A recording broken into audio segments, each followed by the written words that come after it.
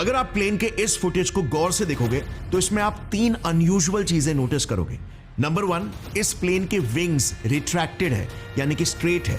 Number 2, इस plane के wheels यानी इसका लैंडिंग गियर अंदर ही नहीं गया है। और नंबर 3, इसका नोज अपवर्ड फेसिंग है, जैसे कि टेक ऑफ करने की कोशिश कर रहा है।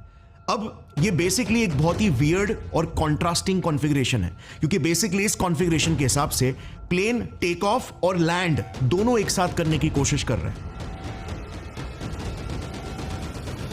देखो नॉर्मली ना, और ये आपने भी देखा होगा अगर कभी आपको विंग्स के बाजू वाली सीट मिली हो, कि जैसे ही प्लेन टेक ऑफ करता है उसके विंग्स ऐसे बाहर निकले हुए होते हैं। ये है प्लेन के विंग का स्लैट और इसे कहते हैं फ्लैप। ये दोनों टेक ऑफ के वक्त यूजुअली 10 से 15 डिग्री का टिल्ट बनाकर एक एंगल ऑफ अटैक क्रिएट करते हैं, ताकि विंग्स एक कर्व्ड शेप बना सके और फ्लाइट को लिफ्ट मिले।